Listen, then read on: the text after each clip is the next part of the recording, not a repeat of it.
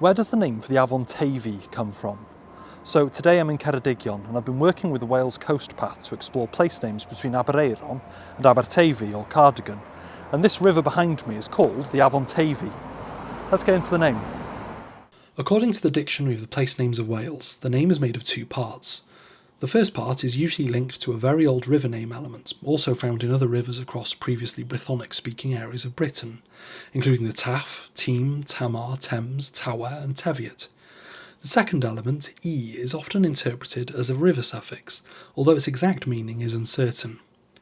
Originally this river name element was thought to mean dark, from the Indo-European root tam, but now it's considered to be more likely from the Proto-Indo-European ta, meaning to flow, but it might have just been a more general name for a river, according to Rivet and Smith in the Place Names of Roman Britain.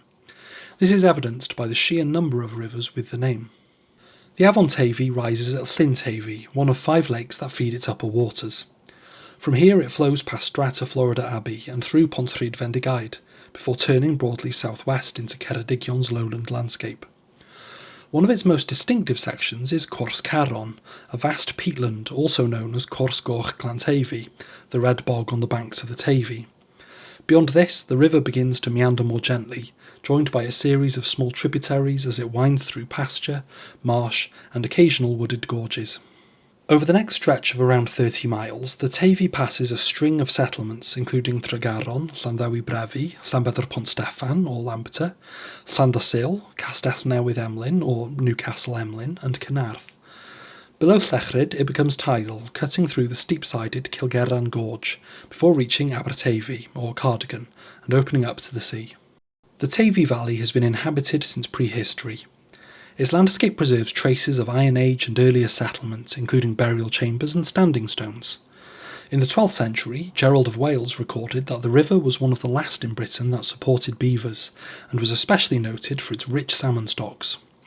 Between Cynarth and Aberteifi, Cardigan, the river is also associated with the traditional use of coracles, lightweight boats made from woven frames covered in hide or tarred fabric, paddled with a single oar. Once used widely for fishing, especially for salmon, coracle fishing is now rare, with only a small number of licences still active today. So the name probably means something like the flowing river. Anyway, diolch, thank you. Give us a like, give us a share and give us a subscribe, and if you want to support me on my quest to explain every place name in Wales, and a couple outside of it as well sometimes, you can on my Patreon, the link's in my bio. Diolch, have a good one.